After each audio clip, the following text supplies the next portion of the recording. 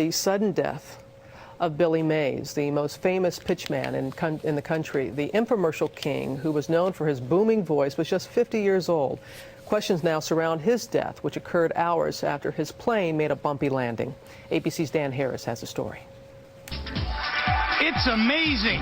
For pet messes, OxyClean is a must. Even if you don't know his name, hi, Billy Mays here for Engraven. You probably know his face, his voice, or more importantly, the products he hawked with such gusto. Watch how OxyClean unleashes the power of oxygen. Billy Mays, who parlayed his pitchman skills into becoming a reality TV star, was found dead by his wife Sunday morning in their home in Tampa, Florida. Mays had just arrived back in Florida the day before after shooting a commercial.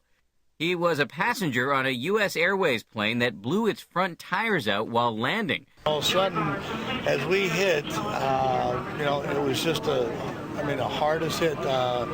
All the top, things from the ceiling start dropping, and it hit me on the head, but I got a hard head. As for trying to link Billy Mays' untimely death to the emergency landing of the U.S. Airways flight would purely be speculation. Doctors will likely look to see if this is a situation similar to that of actress Natasha Richardson, who died earlier this year after sustaining a fatal head injury while skiing without ever realizing how severe that injury was. U.S. Airways says no passengers or crew were injured. For Good Morning America, Dan Harris, ABC News, New York. And an autopsy will be conducted later today. We're joined now by ABC medical contributor Dr. Marie Savard. Marie, what could possibly have happened? So sad. I think first you have to think in a 50-year-old man, the most common cause of sudden unexpected death is heart disease, a heart attack or a heart arrhythmia.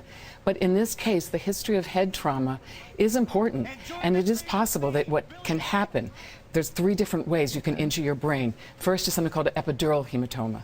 That's where you actually tear the artery from the hit and you bleed quickly into the brain, and yet you can be alert for a few hours and then gradually lose consciousness. That's one possibility. The second would be something called an acute subdural, where actually, as a result of the injury, you tear the veins in the brain. Then the bleed is a little bit slower, but again, under both circumstances, the brain will gradually swell and push down through the back of the spinal column and impinge on the vital centers. He was found, in the morning, a number of hours later, and we just don't know what happened. A third thought is something like a blood clot, because we certainly know that he was on an airplane for a period of time, although again, it's not that long of a trip from Philadelphia to Tampa. Is that possible? We heard in Dan Harris's report the link possibly, a similarity perhaps to what happened to actress Natasha Richardson earlier this year. That's right. She had what's called the epidural hematoma, the bleed that happens fairly quickly. Within 4 hours, she apparently lost consciousness. He had a longer time frame if, in fact, he did have a bleed.